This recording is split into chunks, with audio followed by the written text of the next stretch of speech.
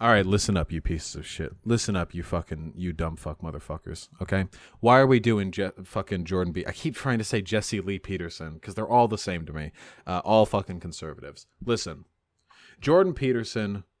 I'm in YouTube video mode now. Jordan Peterson is a hack. Okay, he's decent at psychology. He's got his cute little, he's got his cute little self-help book, some points of which I think are valid, some other ones I think are very much overblown. But broadly speaking, he is a hack. He is a fraud. And the reason why he is a hack and a fraud is because he very often charges himself the responsibility to talk about issues that are wildly out of his area of expertise. He didn't come into prominence, not with his 12 rules to life, but rather until he completely misrepresented Bill C-16 in Canada.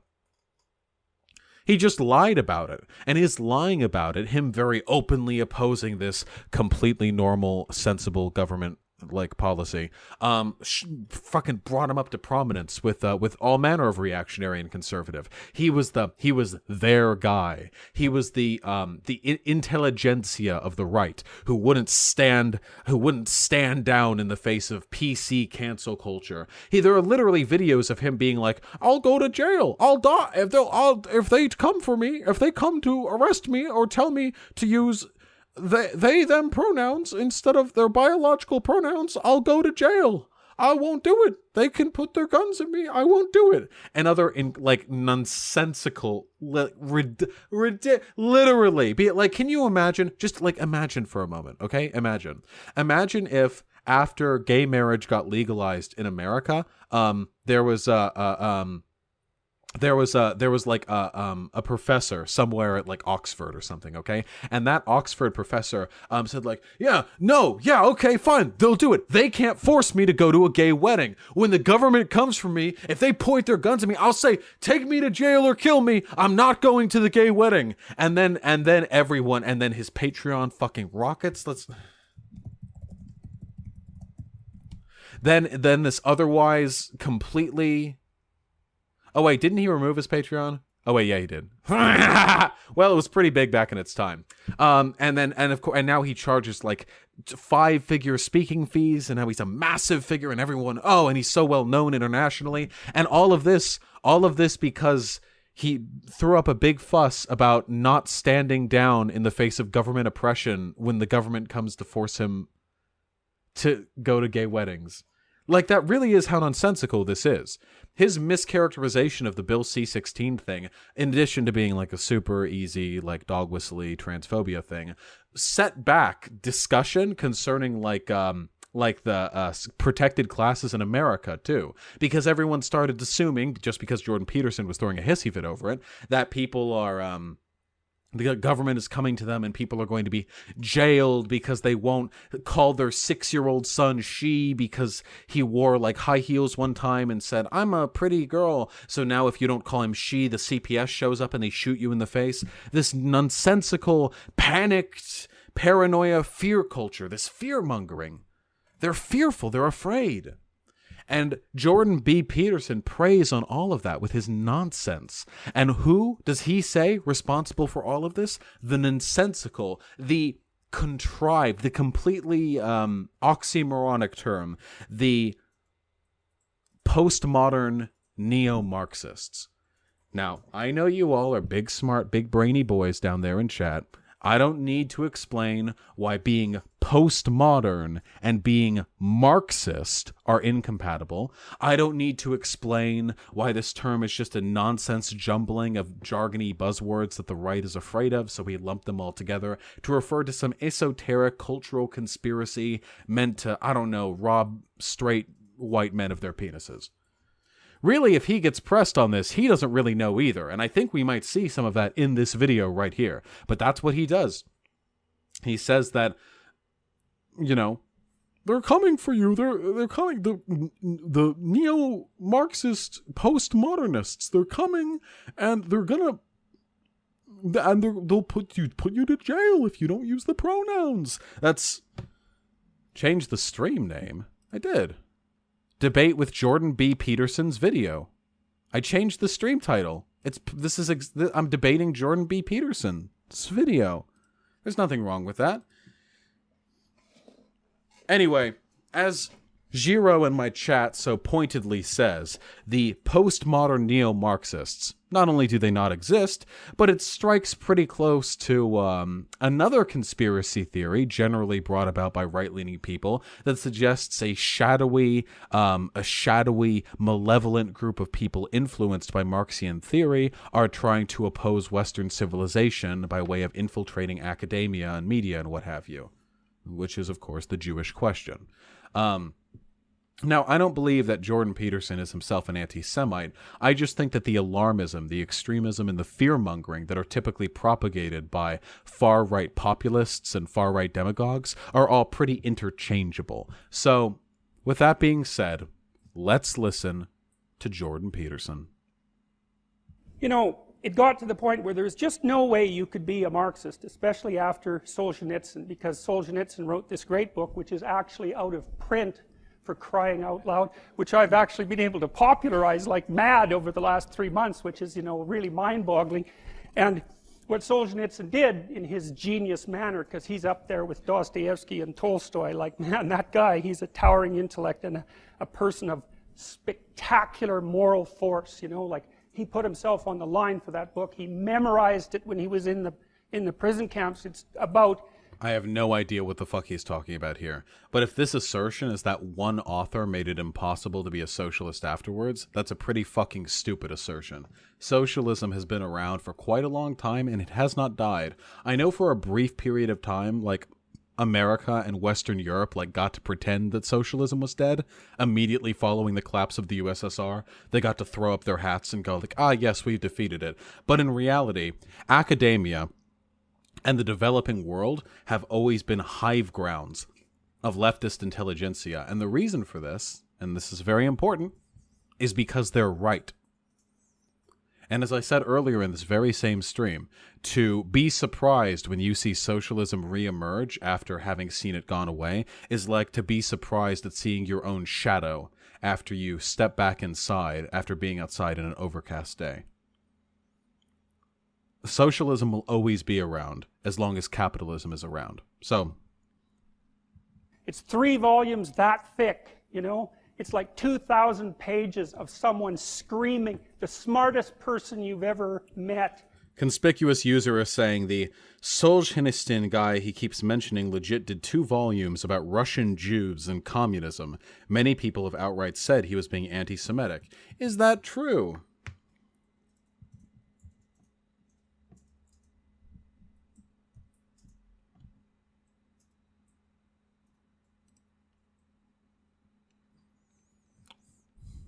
What a fanciful beard this man has. On Russia and the Jews. This is obviously a historical issue much more complex than anything I'm capable of diving into for the purposes of going over an 11-minute video. But this is interesting, and I thank you all for adding this little bit of context to the person that JBP is touting here. Take on this claim you often hear the radical leftists make about communism, about Marxism. They say, well, that wasn't real Marxism. It's like, okay, well, how many countries do you need to disprove your thesis? How many millions of people have to die before you might admit that you're wrong? This is a very anti-intellectual way of looking at the history of communism and socialist states. Now, I can make a number of arguments here, all of which you've probably heard before. I can point out the fact that the World Bank and IMF policies have created literally dozens of capitalist nations that have experienced extreme inequality, food shortages, and economic crises. So that's plenty of capitalist nations failing right there. I can say that the likelihood of socialist nations succeeding would probably be increased somewhat if the US and other Western powers would stop meddling in those affairs. Did you know, by the way, that Chavez's and Maduro's sort of continued legacy in Venezuela actually produced a pretty substantial rise in the quality of living over there? Not to mention the USSR modernized, going from basically a feudalist peasant state to a world superpower over the course of a couple of decades. Not to mention Cuba, in spite of embargoes from most of the world's markets, and the United States, its contiguous neighbor, being a world leader in health. They export more doctors per capita. They are more, not just per capita, I believe they actually export more doctors in total, the tiny island nation of Cuba, than we, the United States, do to deal with foreign aid. And I can talk, of course, about how if we want to look at the validity of a social system, you can't just say, oh, they tried it and they failed. We have to look at the individual constituencies, the components of Marxist theory, which went into the successes and failures of any given nation. I mean, Mao's China did a lot of really incredible shit economically. Stalin and Lenin's Russia did some really incredible shit economically, and they advanced labor rights to an extent. They advanced the role of women and people of color in the workplace and in society at large. There are successes to be discussed here. But there is also the United States of America, which has dedicated itself over the past 70 or 80 years to systemically undermining the legitimacy and the success of every single left-leaning government it can get its hands on. Non-stop, constantly. Do you know how many military incursions we've had into Latin America over the past half-century? Around 50. It's around one a year. You know how many of those were to fund far-right, reactionary, fascist death squads? Or how many of those were to prop up military coups to take down democratically elected socialist leaders? See, we can't really talk about the success of socialism until we give them a fair shake. You know what they say, and it's the oldest one in the book, folks, let me tell you. Socialism works on paper, but in reality, it gets taken out by a CIA coup. Well, obviously more than 100 million, because that... The 100 million death count for communism is a nonsensical far-right lie that has no academic basis whatsoever. This is the Black Book of Communism shit, and it has no basis in reality. In fact, if we take a look at all of the preventable deaths which have stemmed from different economic systems, capitalism outweighs communism massively. Massively. Per capita, too. Not just because more nations are capitalist. By an unbelievable extent. The wars perpetuated by capitalist nations are constant imperialist excursions. The inequality, the death, the starvation, the exposure, the plagues. Yeah, Bad Mouse Productions did a good video on this. The idea that like a bunch of people have died and how many millions must die to the altar of communism before we recognize, well, no. The World Bank and IMF have been running around causing chaos and inequality and in developing nations for decades now. They've been ruining countries. They've been putting countries into debt. They've been creating essentially an international serfdom. And they've been doing this all through neoliberal policy, all through capitalism. How many millions have died due to starvation from that? If you total it all up, it really doesn't make capitalism look that good. The Black Book of Communism literally had 2 authors disavow their shit because the main editor was obsessed with getting to a magic 100 million figure. Now that sounds like some good stats work right there. It'll look really good if we get it to 100. We're only at 94. Quick, how many people died of old age in the USSR? The fact that Jordan B. Peterson, an academic, ostensibly, and by the way, psychology, doctorate in psychology, not in political science, not in economics, not in philosophy, the fact that he feels comfortable making these broadly anti-intellectual statements, well, I think it's reflective of the level of honesty with which he pushes his own personal brand of garbage. That's the approximate total. That's probably an underestimate, but we'll be conservative. It's not. It's probably an underestimate. I read 100 million in a book. I mean, I feel like it might be bigger. So yeah, probably. It's probably bigger. Another 10 million doesn't really make that much difference. So Solzhenitsyn took that argument apart, partly in his book Lenin in Zurich, and then partly in the Gulag Archipelago. But groundwork had already been laid for all that by Nietzsche, who knew exactly what was coming in the 20th century, and by Dostoevsky, who wrote... Imagine unironically citing Nietzsche as an indication of the preeminent knowledge with which people had, which they knew socialism would fail. What the fuck are you talking about? Do I really listen again? JBP knows literally nothing about philosophy, history, sociology, political science, political theory, or economics. He doesn't. None of these are his fields. And every time he opens his mouth and talks about these things, he says some dumb fucking shit. He sounds really fucking stupid.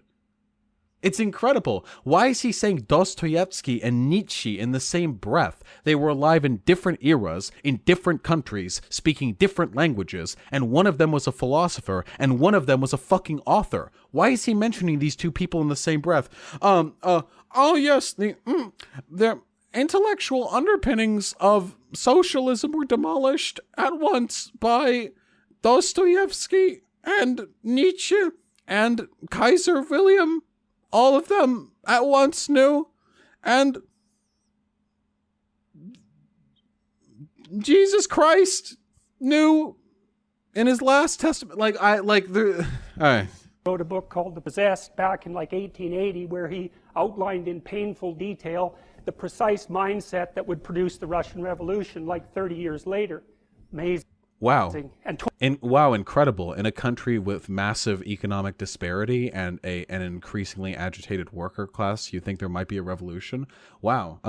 Amazing.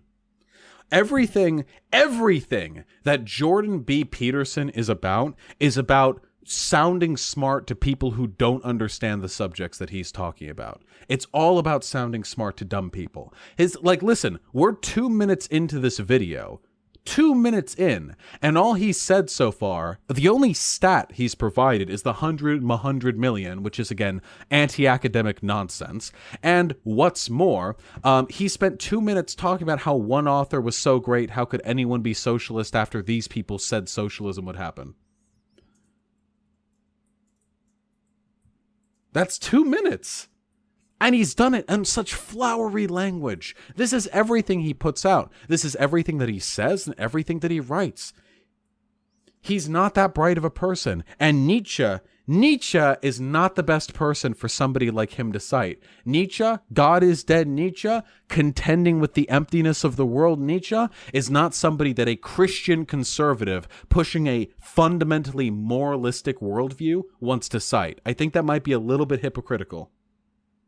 Tolstoy as well, he knew what was coming. It made him suicidal. He wrote in his confession. Remember, Tolstoy apparently was made suicidal because of socialism. That the conflict between the ideas of Russia, the traditional ideas, and the Enlightenment ideas sweeping in from the West, they blew his worldview apart, which was traditional religious, blew his worldview apart so badly that he was suicidal at the height of his fame. That has nothing to do with socialism. Enlightenment values coming into Russia a century late and destroying his his religious conservatism. That has literally nothing to do with critical theory or Marx's. Tolstoy started Christian anarchism. Yeah, I know. Pause the stream. My dog wants attention. I'll work on it, okay? Whatever the case is, he's conflicted. All these great people knew socialism would fail. Tolstoy got sad and he was made depressed. Nietzsche existed. Dostoevsky wrote. That's all he has to say on this subject. The historical underpinnings of Marxism and how it spread as an idea and how it wormed its way into the minds of the proletariat and to the landed elite alike. This is very complicated, and it's not something with which he is familiar. Tolstoy knew what was going to come too. And so it's not like Solzhenitsyn was the only... Again, remember, the encroach of Enlightenment ideas have literally nothing to do with the later encroach of socialist values. Now, one follows the other, yes, but you might as well then say that a person knew they were going to get hit by lightning because they were aware of the fact that it was raining. That, there's not a logical through line there. Person who could see this, Orwell knew it. Malcolm Muggeridge knew it in the 1930s when he was noting that Orwell was a socialist. The Soviets, given their idea of class guilt, which sounds a lot like white privilege to me. That's a cute little conflation. Class guilt.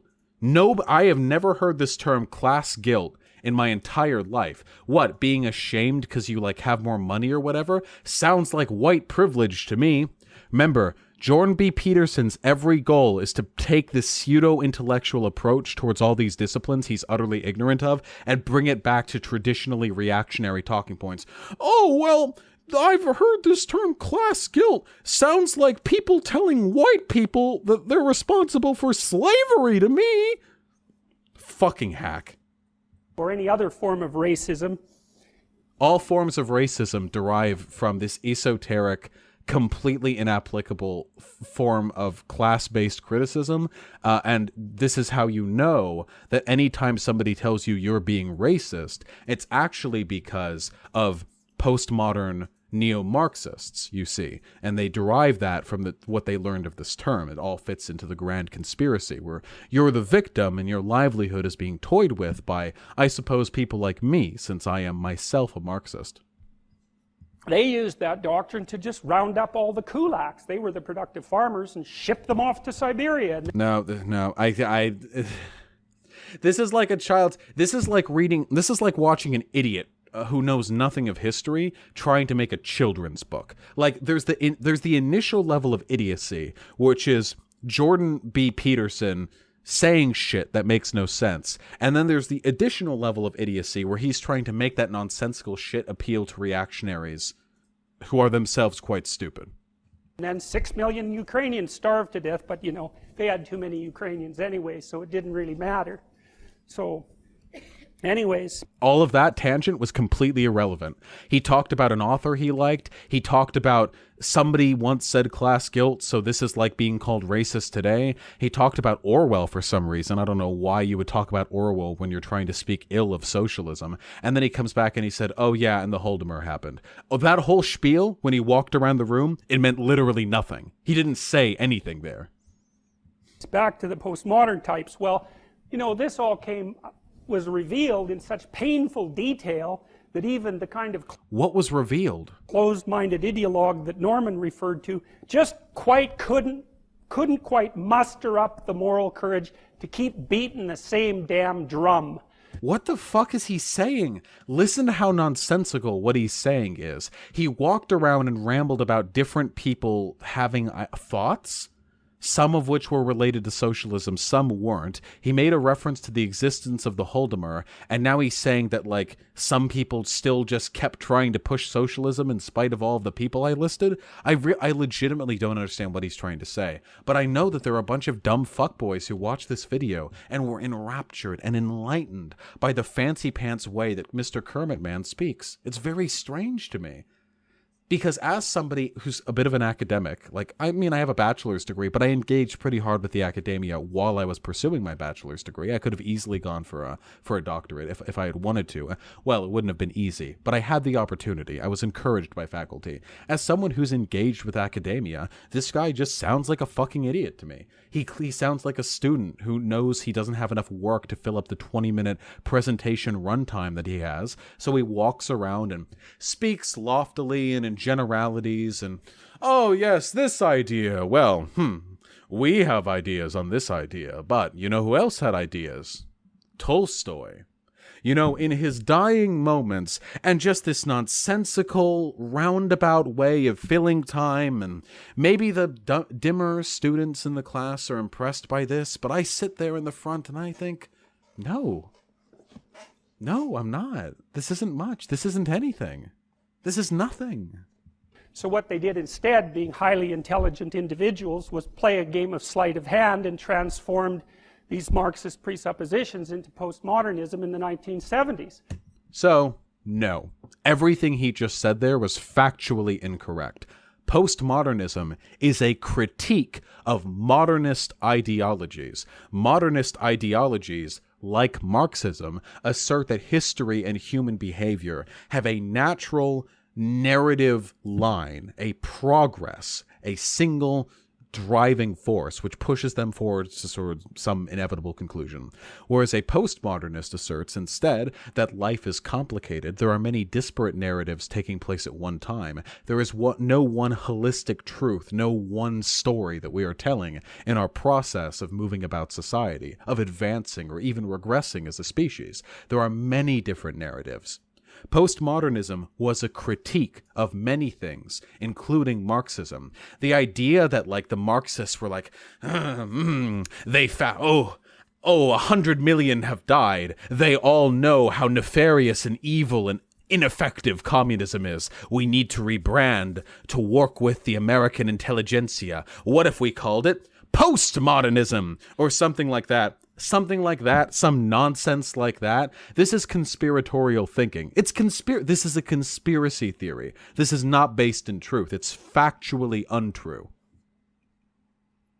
And the idea basically was, well, the working class isn't going to rise up and crush the bourgeoisie because, first of all, they're getting rich, and that wasn't supposed to happen. And nope.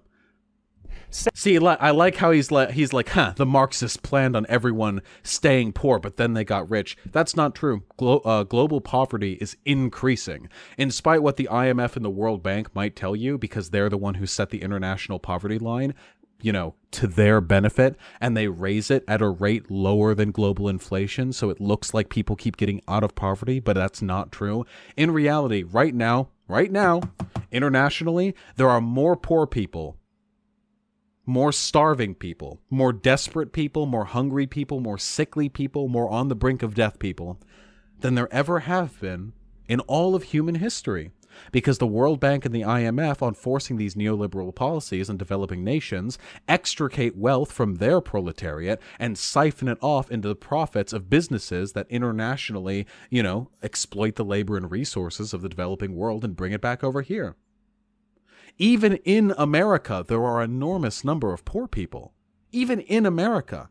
But if you broaden your perspective internationally, and this is a legitimate criticism, I think, of sort of paleo-Marxism, the idea that the bourgeoisie-proletariat dynamic is of a national issue, when people have further expanded that no, the international proletariat, the developing world, that they must rise up against the international bourgeoisie, the transnational globalist corporations or what have you. But again, worlds change. The world wasn't a global economy back when Marx was writing his shit.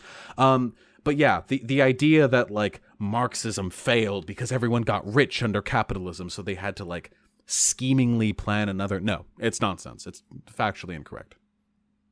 Second, well, it sort of seemed to be a catastrophe when that occurred, let's say, in Russia.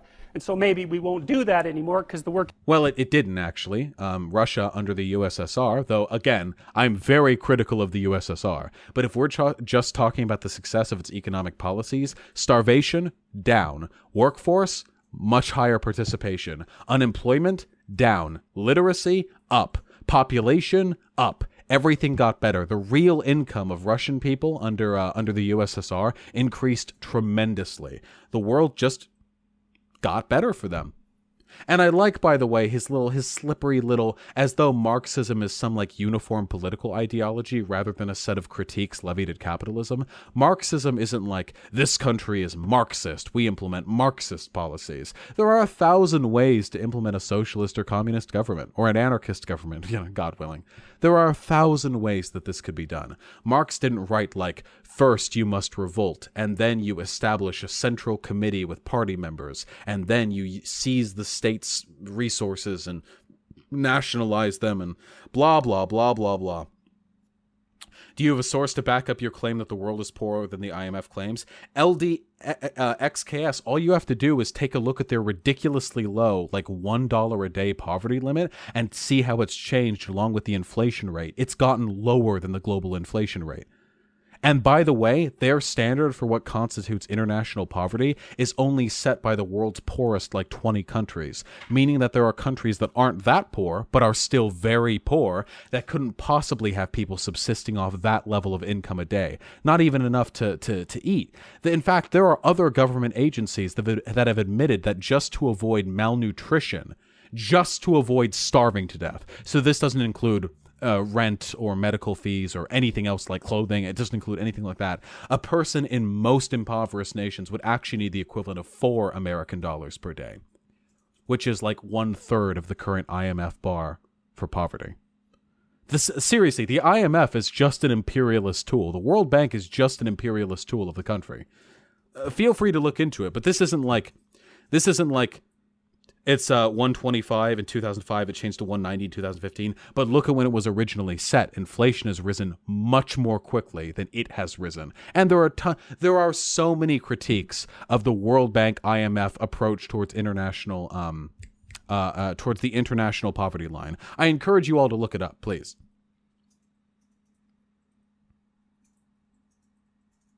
So let's keep. What were we saying? What lie was he telling? I forget. Working class actually isn't buying into this either, which is also a problem. So he says the working class isn't buying into it. I wonder if this has to do with the massive propaganda campaign put about by the American government to its own people, because socialism is still really popular in the developing world, you know. It never went away there. America waged one of the most brutal disinfo campaigns in its own population to combat like Red Scare, Cold War shit, and it worked to an extent. But I like this, like, people in America don't like socialism?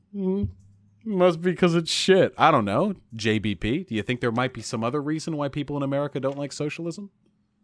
You know, having internalized their own oppression, they wouldn't buy into this, to the global myth of utopia. Nope. There's no global myth. Nobody said utopia. Strawmanning Marxism is the name of the game here, JBP, but you're going to have to... Oh, JBP! If only you knew a goddamn thing that you were saying, if only you had even a slight understanding of the concepts that you're banting about here, you might be able to slip one on by me. But I know that every word out of your mouth is a lie. Well... that's a little bit hyperbolic. When you talk about Marxism, at the very least, you demonstrate your ignorance with every sentence. And the bias that's present here. Like, listen to this again. Is this how an academic would discuss an academic subject? Their own oppression, they wouldn't buy into this, to the global myth of utopia. To the global myth of the utopia. Yes, the American people, too smart for the conniving Marxist, postmodern neo-fascists. They wouldn't buy into that myth of the utopia. No academic speaks this way, because he's not an academic. So maybe it's because they had some sense. It's certainly possible. But anyways, the sleight of hand was, oh, well, fine, we'll just play a different oppressor versus oppressed game. There was no sleight of hand. And JBP has never once demonstrated any academic support of his idea that Marxists just like disguise themselves as postmodernists or something like that. And we'll introduce identity politics. It's like... You don't introduce identity politics. Identity politics have been a core tenet of, well, politics for hundreds of years. Do you think when the Nazis were talking about the supremacy of the Aryan race, they weren't invoking identity politics a little bit? Do you think when the suffrage movement in America was going on, you don't think that identity politics were involved a little bit in fighting for women's right to vote? And then they developed identity politics, as though before that point, everyone lived in perfect harmony with no divisions by their race or their class or their gender. And then the Marxists came in and they partitioned the world into people of these different demographic identities. And that's when everything got bad. Another lie. Like, okay, you're not being oppressed because you're a member of the working class, you're being oppressed. No, Marxists never stopped. Marxists never stopped saying that you were oppressed because you're a member of the working class. Oppressed because you're a woman. Or you're being oppressed because you have an ethnicity that's outside the main paradigm, whatever that might be. Yeah, intersectional politics has led to a rise in thought which says that you can at once be discriminated against for being a woman or black or whatever, and also oppressed for being a member of the working class. If Jordan B. Peterson has ever produced any academic, a counter-argument to the validity of intersectional theory, I would like to see it, because him whining about it, as he is in this video here, does not surmount to a counter-argument. Or it's because of your sexual preference or your sexual identity, whatever places you in some manner outside the normative culture. And you know, the thing is, oh, he disappeared. The post-modern value structure, they certainly don't believe that they have any was that a video game loading screen?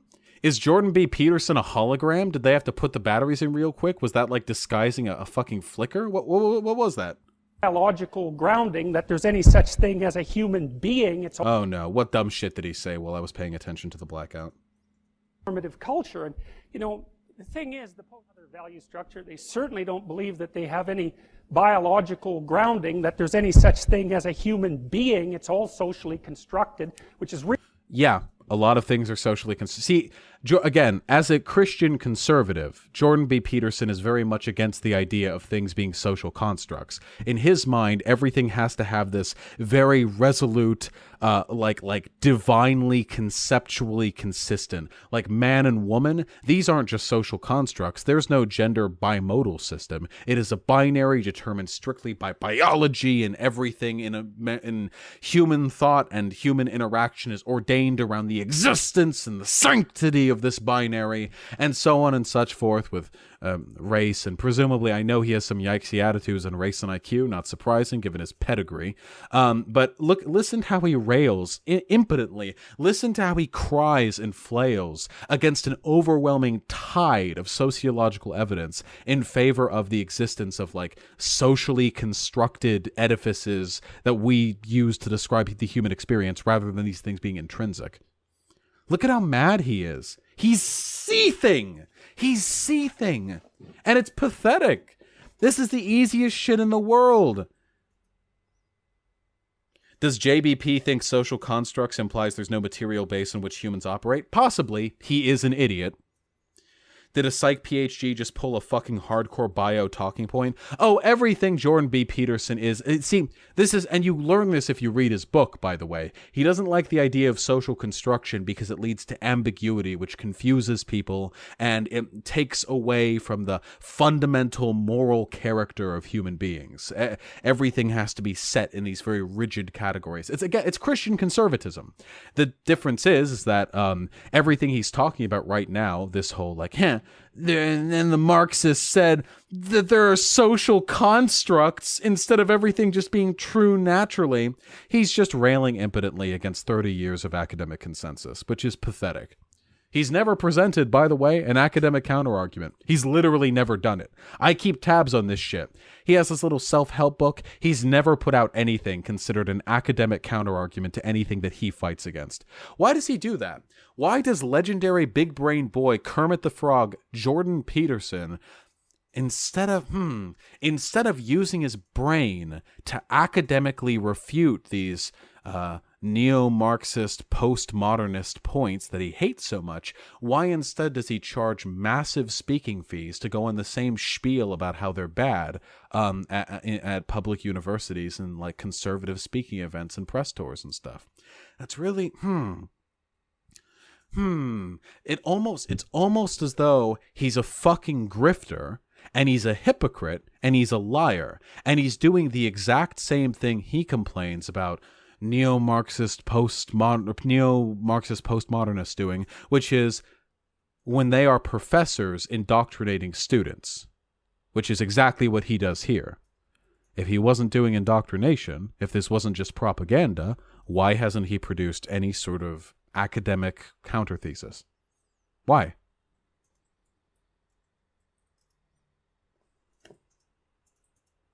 I guess it pays better to just lie about the subjects you know you can't refute. Really convenient if what you want to do is be the author of an entirely social constructed utopia that you can run. And then...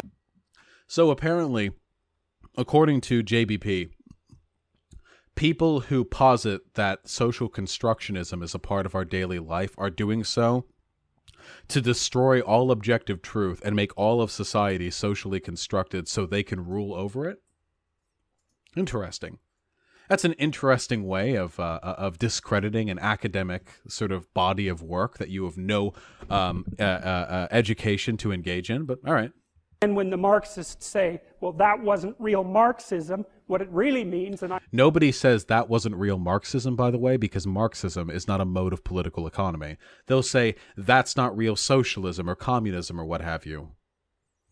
He conflates all of these things, which is typical of grifters, because he doesn't know what he's talking about, but I know, because I'm not an idiot.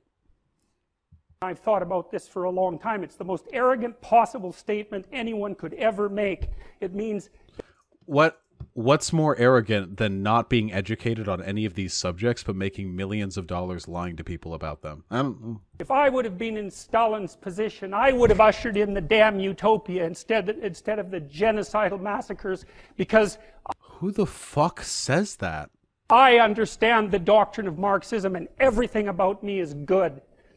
I've never in my life heard anyone say this. Not in my entire life have I heard a leftist say, "Oh, the problem with the USSR is that I wasn't in charge." That's not typically what I hear. In fact, I've never actually heard that. Not once. It's like, well, think again, sunshine. You don't understand it. You don't understand it. And you're not that good. And if the power was in your hands, assuming you had the competence, which you don't, you wouldn't have done any better. And he's sobbing right now. Even if you had, there would have been someone else waiting right behind you to shoot you the first time you actually tried to do anything good. Listen, look at this emotive speaking. This is pathetic. This is so. Not only is he's lying right now. This is a straw man. Again, nobody's like, yes, the problem with the USSR is that Stalin was in charge instead of me. I've never heard this like once in my entire life. So not only is he telling a lie, but he's trying to drum up this story, emotive. He paces back and forth and glares at the audience, and his head shakes when he makes a point, and he enunciates in a gravelly, authoritative, warning tone. And he can't do it. He can't even successfully rhetorically, expand upon the lies he's telling. It's pathetic. Do you feel like you're being told a compelling story listening to this shaky, fucking wobbly man whine at you about how Marxists are all lying and they're all bad and dumb? A worthwhile point in my chat. Maybe the reason why JBP thinks that Marxists just want to be like in the place of Stalin rather than substantively critique the USSR, as I have seen many times. Maybe the reason they think that is because conservatives can't imagine that leftists actually want to make the world an egalitarian and better place. They think that leftists are just grifting to get on top of the world just the way they are. I think that's a pretty good theory. I mean, right-leaning people see the world as a series of hierarchies, and the hierarchies are all by nature just as long as the right people are in the right places, white people, men on top, and what have you. So when they see a leftist go, hey, we need to change the world for the better, what they assume the leftist means is, hey, I need to be on top. Conservatives don't really care about things like democracy or egalitarianism. They're just means to an end. And that's what happened to all the old guard who ran the damn revolution. Stalin rounded them all up and shot them, along with their families and millions of other people. Stalin personally shot millions of people? Wow.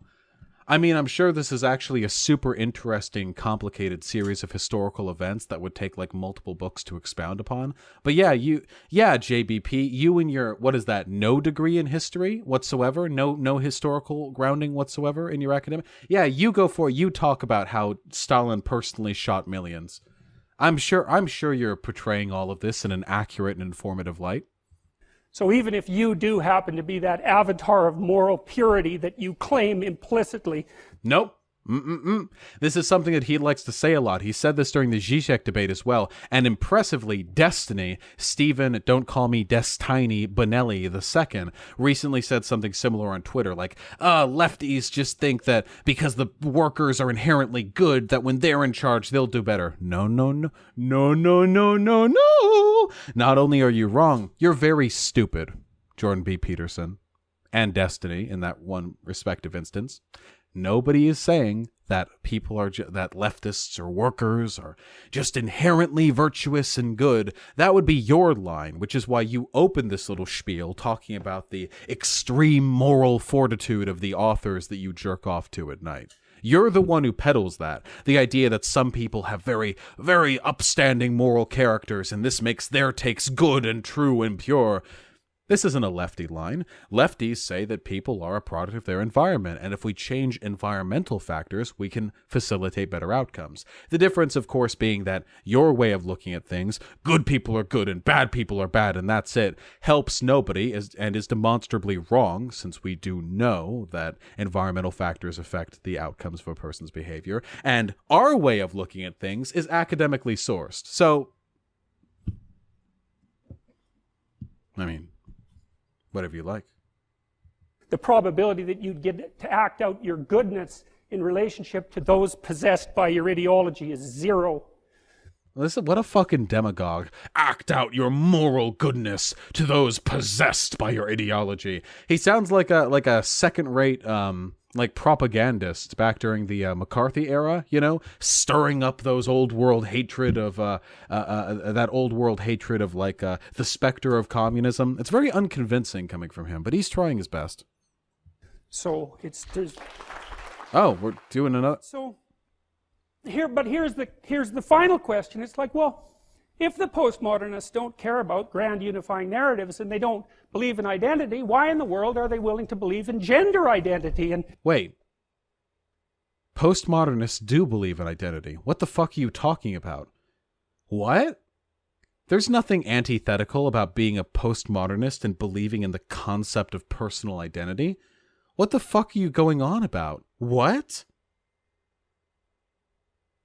Not only is that incorrect, but it's incorrect in a way that I didn't expect. I've never heard that claim before. Okay. All right. Sexual identity and racial identity and ethnic identity, and the answer to that is...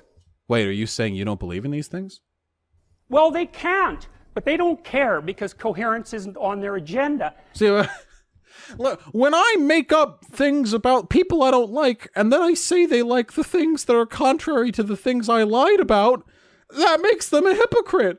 Have you ever read Capital? It's a dry read, but in it, Marx says you can't eat ice cream. And yet, how many leftists have you seen on college campuses getting ice cream?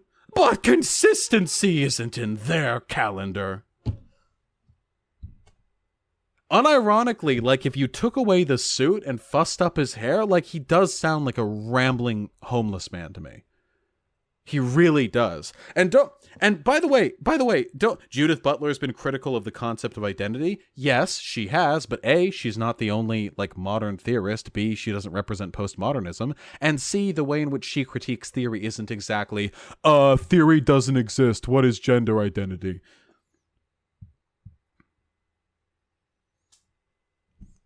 So like he really does sound like just like a crazy old dude to me. And don't get me wrong, I like bombastic like you know, like orators who are talking about economics or whatever. Like Richard Wolff. We've all listened to a Richard Wolff lecture, right? And he'll go like, "And I tell ya, they said socialism was dead, but I tell them socialism is your shadow."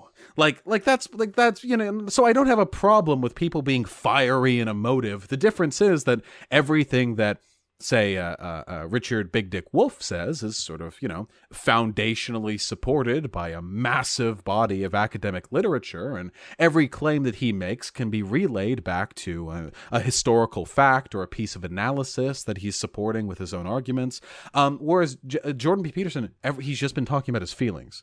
He's literally just he's just concocting a narrative right here. He just lied about what postmodernists care about and then accused them of being hypocrites for not following through on the lie he invented.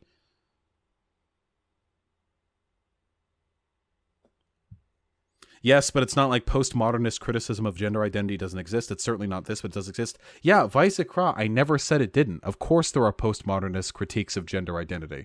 But that has nothing to do with what Jordan B. Peterson is saying. I don't know why you would bring it up if it's not related to the subject here. Jordan B. Peterson isn't saying that there are some aspects of postmodernist literature which are critical of the way in which certain identities are expressed and advocate for the dissolution of those identities. He said, you can't believe in identities if you're a postmodernist. There's a pretty big difference there. At any rate, the point that I'm very laboriously getting at, and I could never accuse JBP being wordy considering how I talk, but again, he's just lying. He's just making up a story. He's just talking about his feelings right now. So let's see where his feelings go.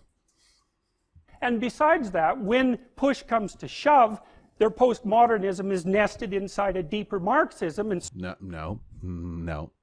Again, this really does remind me of the JQ, that like all people who are like feminists and pro-LGBT, they all stem from a postmodernist critique of society in which there is no truth or moral righteousness, and that all stems from the big shadowy cabal of Marxism. No, that's not a tier list. Now, there is a historical progression, evolution, like we can do a paint stream real quick. It's just like evolution. Look, see? In evolution, you have like the start, right? And then you do like this.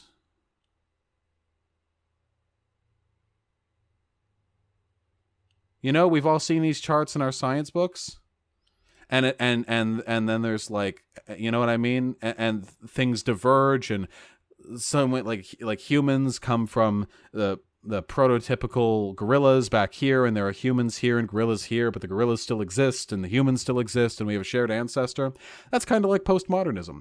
Postmodernism is a critique of, an expansion of many things, one of which is Marxism, and Marxism is a critique of, an expansion of, Enlightenment liberal values.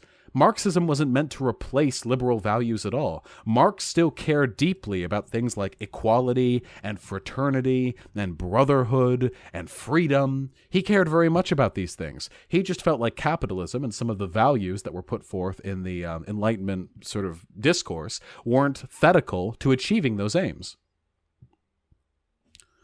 But the idea that, like, above it all, there's the dark storm of Marxism, and then the shadowy tendrils of postmodernism, and then from those shadowy tendrils, the hands of feminism. This is a very unacademic, very stupid way of looking at intellectual sort of pedigrees, which I would expect from JPP. So when the postmodern narrative doesn't suffice, say, to push forward the idea that Western civilization should be overturned, they just revert. Nobody said Western. For one, nobody says Western civilization except for like conservatives dog whistling race issues. Nobody in academia ever says Western civilization. Literally nobody does it. It doesn't happen. But I've also never heard of a Marxist saying, or a postmodernist saying, Western civilization should be overturned. Now, I've heard people say, like, the idea of civilizational boundaries should be brought down, or borders should be opened, or such and so forth. But the way Jordan B. Peterson is making it sound here is that they're, like, attacking the West. No. Any criticisms I would levy at the existence of a Western society or like a state in the West, I would levy the same at Thailand or China. Fuck all of it. I don't like states, period. But postmodernist is not an anti-West conspiracy. Excuse me. Back to the overarching Marxism and say, well, there's no overarching Marxism. People are oppressed and that's a bad thing. It's like you might say, well, you're a postmodernist. It's like, you don't believe in any of that. And they say, well, yeah, I'm only a postmodernist this deep, but underneath that there's a Marxism, and I can always rely on that to... So Jordan B. Peterson here is saying that postmodernists are hypocrites, because if a postmodernist cares about oppressed people, that's not actually postmodernist, because you have to care about identity to care about oppressed people, so then you have to go down to the underlying Marxism or something. This is literally a non sequitur. Like, what am I... not an argument? Like, this literally means nothing. This is all false. To fill in the gaps, and that's exactly what's happening. So that's what's happening, as far as I can tell, and, you know... all lies, but... So why do I believe this? Well, there's a little war going on in our culture. Maybe it's not so little. I put my finger on it, and I wouldn't recommend that, by the way. You know, because, okay, you explain... Nah, you don't get to make that joke when you've made literally millions of dollars off of lying and bolstering the far right in the culture war. Yeah, I'm not... I don't accept that. I don't believe you on that one. I think you actually benefited quite a bit from your grifting, buddy. Explain it, man. You explain why, like, 3 million people have watched the U of T free speech rally, and I think 7 million people downloaded the Joe Rogan podcast. I watched an introductory lecture to sociology literally yesterday, and the professor used the term Western civilization. Yeah, you watched an introductory entrance to sociology? Do you really think that the terminology they might use to introduce new people into a discipline is the same as the kind of terminology that higher-ups would use, that actual PhDs would use to formulate an advanced theory? I'm sorry, I should have been more specific. Okay. When I said nobody in academia uses the term Western civilization, I did not literally mean nobody who is inside of a school or a university has ever uttered that term. What I actually meant is that in the higher echelons of political science and sociology, history and anthropology, people don't really use that term because it's incredibly reductive, and the definition as to what constitutes Western civilization has changed tremendously over the past century and times past. So to clarify, I didn't actually mean no one has ever said it. I meant it's not a part of advanced theory, which I would expect to be a part of this current boy's, sort of pedigree, right? Isn't he supposed to be the right-leaning intelligentsia they were all waiting for? And it's like Hyena post Vosh Hog would be great. I've literally posted full nudes to my Discord server. crazy. It's crazy. There was 180 newspaper articles about this. It was news for 4 months. Why? Who cares what I think? God. Lord, fuck if I know, but I love this. This is so fucking disingenuous right here. He profits off of, he deliberately stirs shit up, he makes himself a martyr to something over which no one could conceivably be a martyr, and he takes in millions of dollars, and then he gets to look and go, oh, you all care about this so much. In the middle of his fucking lecture, his like little storytelling session on how Marxists are all evil and everyone's lying to you about their true motives. Why does everyone care about this so much? By the way, Marxists are working with the Post-Modernists to undermine Western civilization. Why does everyone care what I have to say? You're all so full of it. It's not a big deal. Calm down. Culture war. God, I don't even care that much about what I think. Like, normally I would praise him a little bit here for being a bit irreverent and like prodding at himself, but it doesn't really count when you've done what he's done and when you're doing what he's doing. Well, what about Trump? Oh. It's interesting listening to Trump's inauguration speech because I detected elements of National Socialist thought in it. And I'm not being dismissive. I'm seriously not being dismissive. National Socialist thought. So he means Nazi. Like, okay, I can get behind it. There's a lot of weird fascistic rhetoric Trump employs. Let's see where he goes with this. This video was published in 2017, by the way. This is a bit of an older one. But his views on Marxism haven't changed at all. He iterated most of these same dumbfuck points in his discussion with Slavoj Žižek, where he was hopelessly outmatched. But when you radically activate on the side of the left, you call forth compensatory forces, and they're not in your control. And like Trump opened his speech, he just... Wait, let me listen to that again. Did he say what I think he just said? When you radically activate on the side of the left, you call forth compensatory forces. Yeah, so I think Trump may have said some weird Nazi shit, but like with how far the radical left have gone with like trans people, like it makes sense that Nazis would come about. Whew. He couldn't keep that grift going for much longer, could he? He held it for a couple of seconds, but then he had to bring it back to how the extreme far left actually brought about everything negative the right did as well.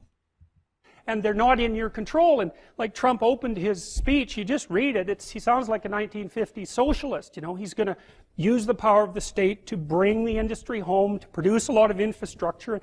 That's not socialist. Governments have been doing protectionist policy for decades under the purview of capitalism. That has literally nothing to do with socialism. Yeah, I know. Jordan B. Peterson believes that Nazis were socialists, which makes him, in addition to being a dumb fuck, as far as I'm concerned, a white nationalist. The idea that Nazis were socialist is such an easily disprovable lie that I can only assume people who peddle that nonsense are doing so deliberately to muddy the waters when it comes to accusing people as to who is a Nazi and who isn't. It's a state business unity with the state in charge. And then at the end of his speech, which is where he's... Trump never said that. A state business unity where the state was in charge, consolidating the power of the corporations into the state. He never said that shit. He never said anything about nationalizing industry. He just talked about tariffs and bringing jobs home. stops being at least the international kind of socialist. He says, well, borders are really important, and so is national identity. And, you know, isn't Nazis being socialists literally Nazis trying to take memes from the left to rise to power? Yeah, yes. Again, if anyone says that Nazism is leftist or fascism is on the left, you can safely assume you're speaking to a fascist or to a Nazi or to somebody unfathomably dumb who has bought into either of those, because those sentiments are so laughably easily disproven, so pathetic, so insubstantiated, that the only people who could possibly believe them are people who are being deliberately disingenuous or who are like catatonically retarded. That's the only way. That's the only way it's possible. And I consider JBP to be in that. And Jordan Peterson has talked about race and IQ. He has talked about traditionalism. He has talked about heritage and homeland. He has talked about Nazis being leftist. Yeah, I'm totally okay with calling just Jordan B. Peterson and something of a perhaps crypto-fascist. The fact that Trump was elected and that there was such a fight between him and the Clintonites, and that the Clintonites were playing identity politics instead of speaking for the working class. What the fuck do you mean playing identity politics instead of speaking for the working class? Trump literally talked like his entire platform was invoking identity politics for white people specifically. And he constantly brought up like racial or gender or what have you differences. Trump has acknowledged more identity politics than perhaps any other president in recent memory because he's constantly falling on the wrong side of it. Who then Trump co-opted, like he should have. There's a war going on there. And then, well, what about Brexit? What's going on there? And what about France with Marine Le Pen? And what about Holland with... It's called the rise of white nationalism, and it's a well-documented phenomena that everyone is aware of. Wilders, you know, watch it. We're in a chaotic time, and, you know, I've got letters from people all chaos is female over the world who tell me how they can't say what they think. It's like, oh, well, that's not very good. And they're kind of happy with me because maybe they think that I emboldened them in some way, and so good for that.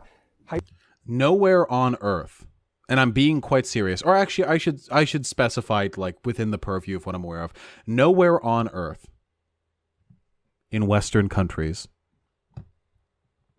are people being like silenced by the state for criticizing leftism.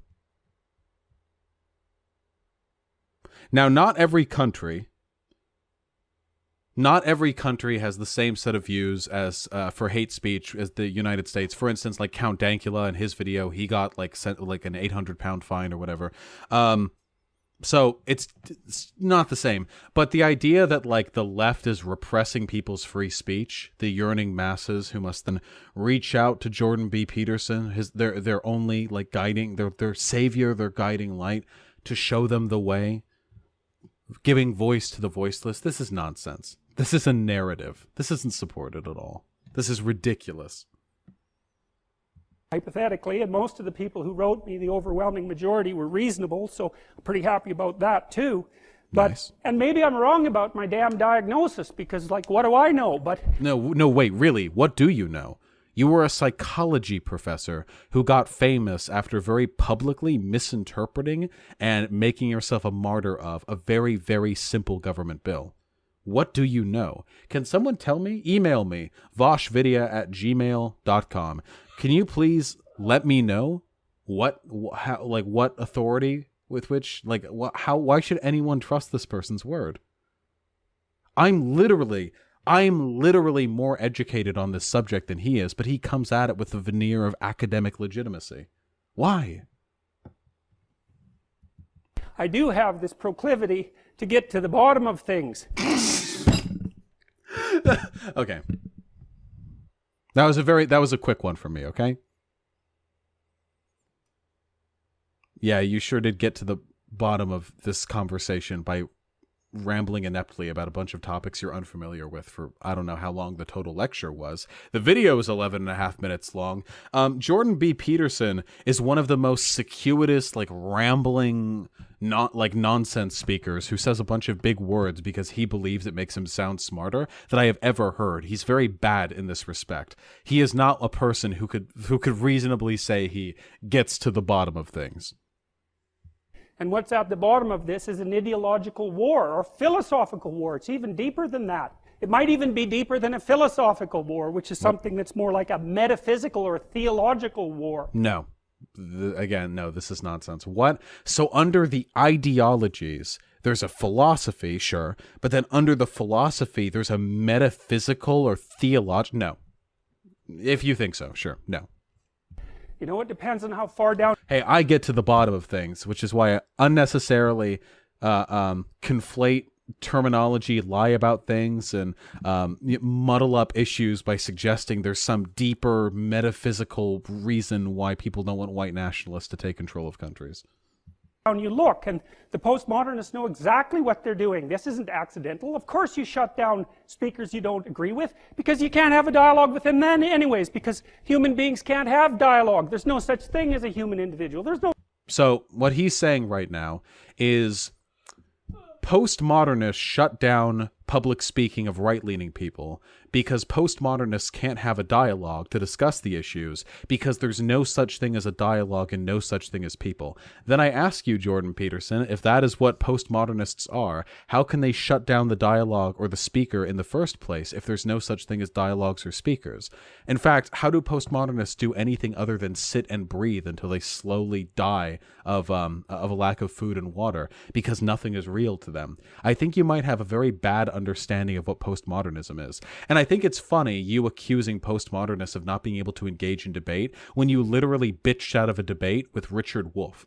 You've bitched out of so many fucking debates because you know you're out of your league. Right-leaning people love to say this. Oh, you debate me, all of these people, Dave Rubin, Steven Crowder, but all they'll debate is Ben Shapiro, but all their debate is gonna fucking college kids and randos. When the real intellectual titans of the left want to step up, when the real people we want to see representing our values step up, you all bitch out. Every time. And yeah, we keep you from coming to rallies or we'll shut you down wherever we want. Yeah, that's all right. You do the exact same thing to us, buddy. You do the exact same thing to us. There are tons of lefties who get demonetized and deplatformed online. I'm one of them. One of my videos got taken down from a false strike. The one on Clown World and Nazi dog whistling got reported for hate speech, which was definitely not the case. It's an anti-hate speech video, explicitly to its core. I got banned off Twitch for false flag accusations of anti-Semitism. Should I say then that the fascists and the Nazis who did that they do so because they're too scared to have a conversation and they just have to shut me down instead? The answer to this, of course, is that all radicals try to deplatform their enemy. All of them. Nazis and fascists have been doing it for ages. McCarthy literally had people blacklisted for being communists or supporters of communism, or even being tangentially related to people who supported communism. That's literally state censorship of people for being left-leaning. And that tradition is carried forth. Tenure was literally introduced as a way for professors to be able to espouse controversial ideas without the arm of the state coming down to get them removed for their opinions. And in many cases, this was because those opinions were left-leaning.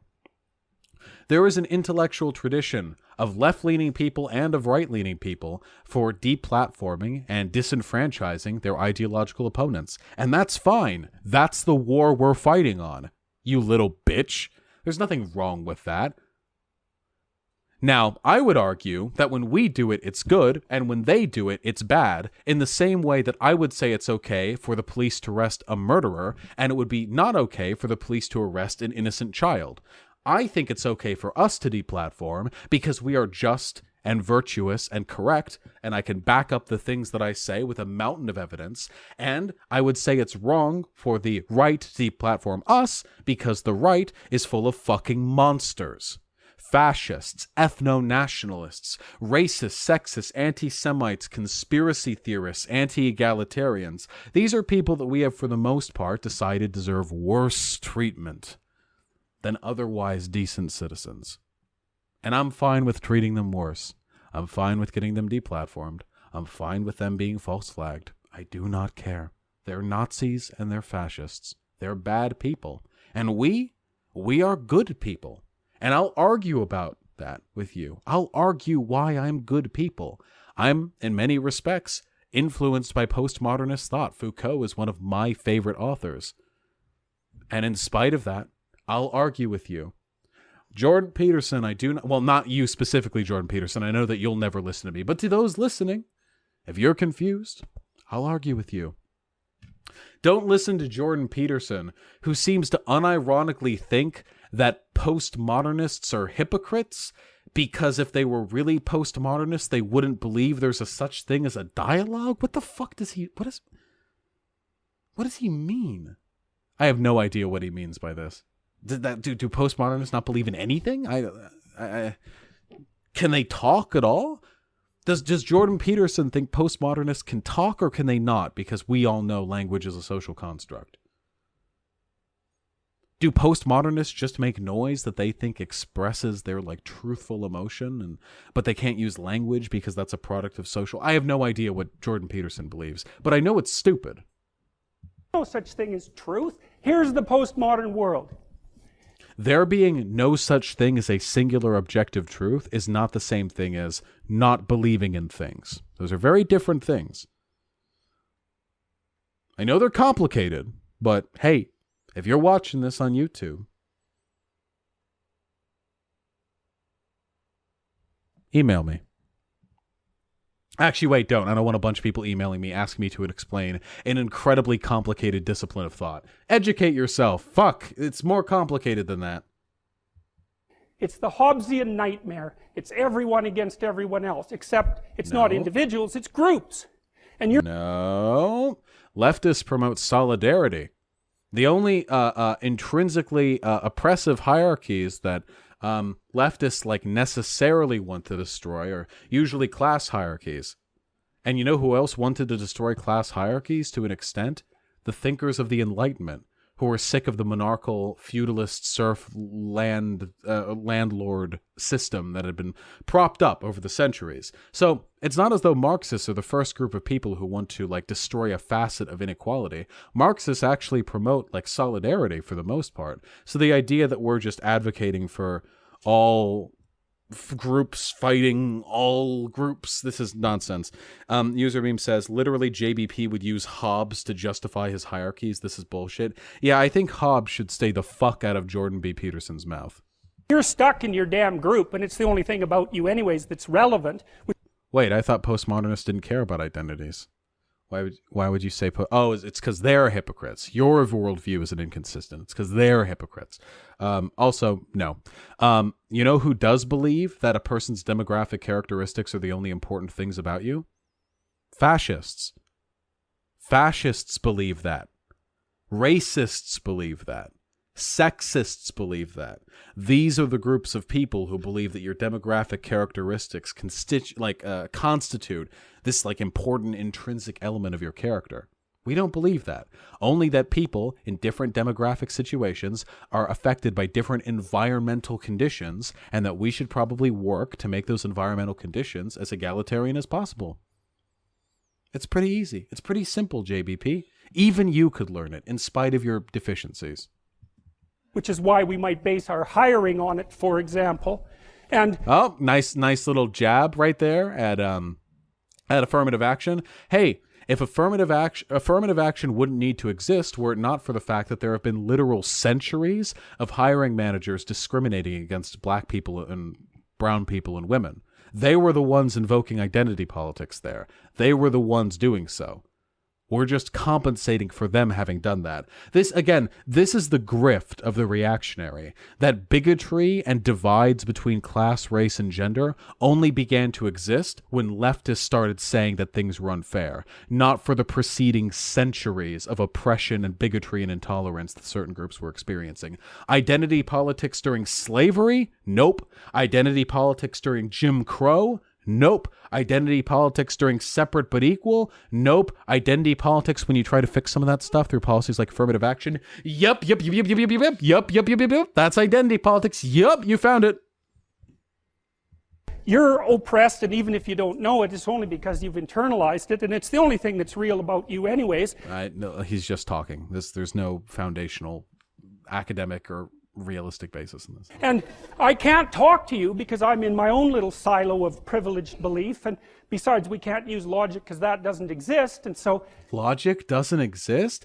Again, what? This is the stupidest boogeyman. Yeah, and there's a group of people called Post-Modernists, and they don't believe in anything, and nothing exists, and nothing exists, and they can't do or say anything, but somehow they're also trying to control the world. They're, like, this isn't even nihilism. This is like radical this is like radical epistemological existential anti-realism.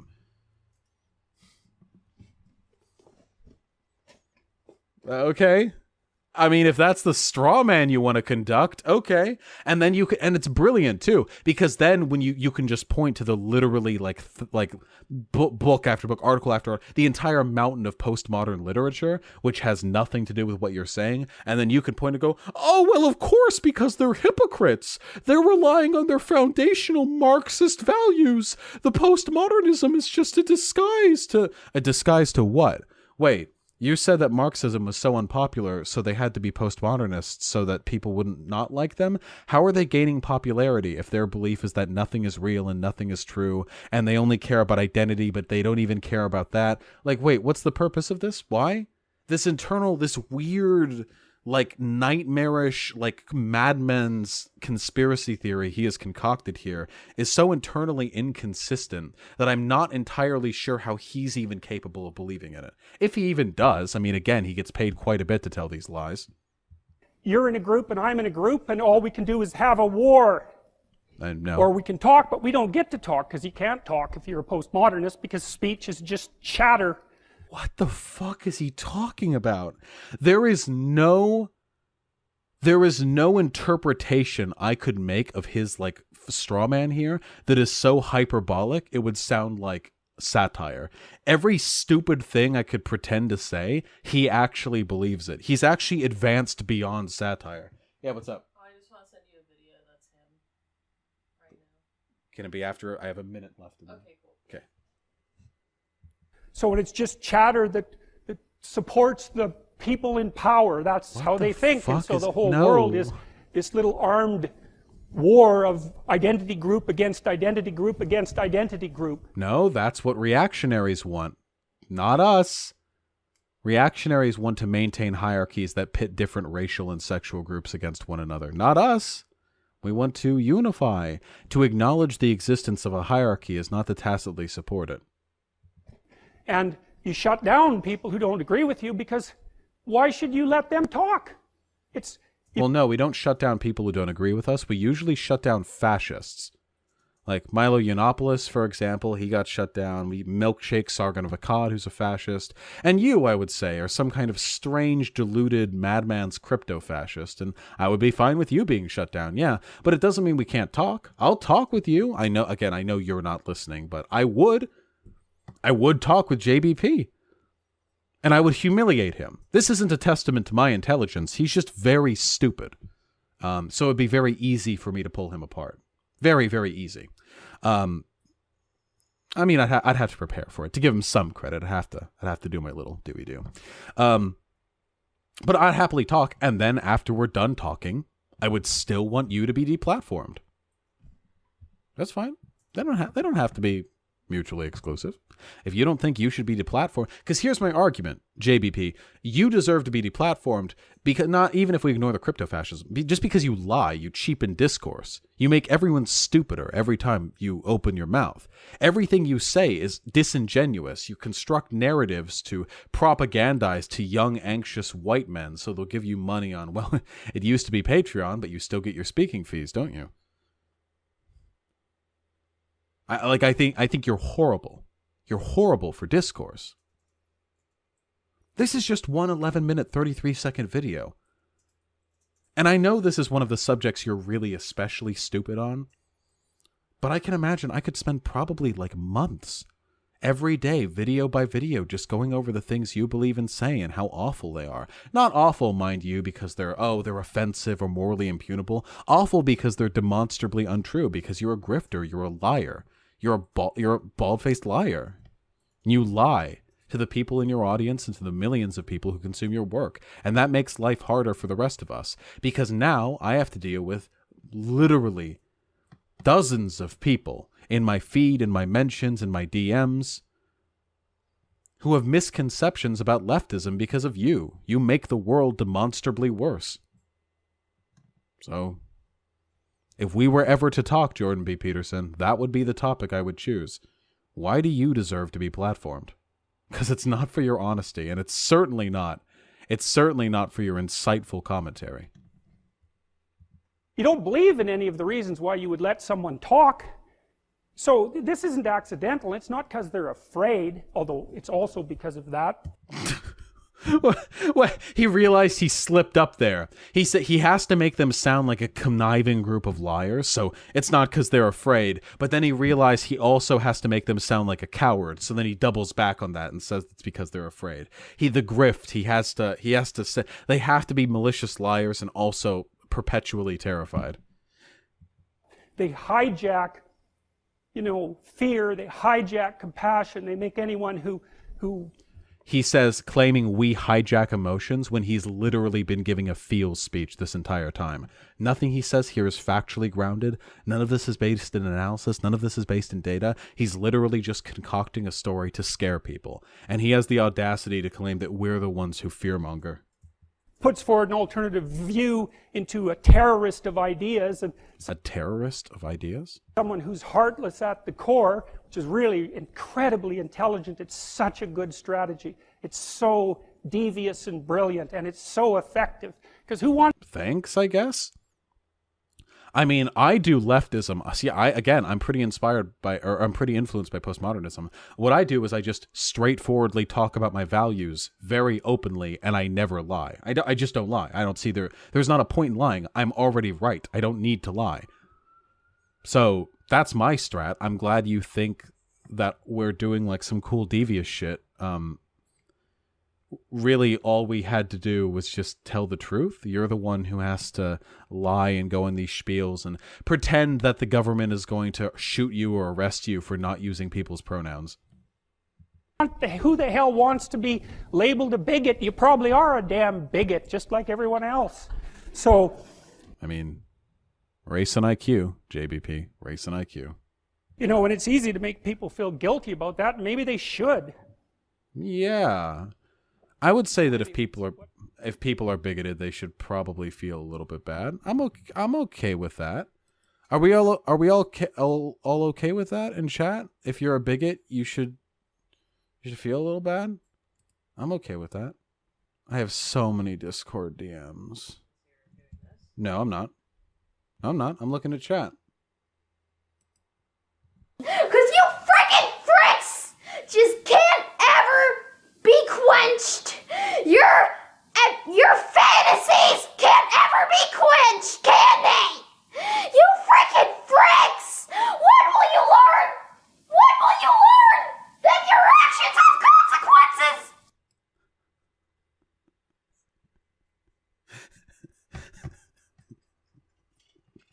That's my favorite Jordan B. Peterson video.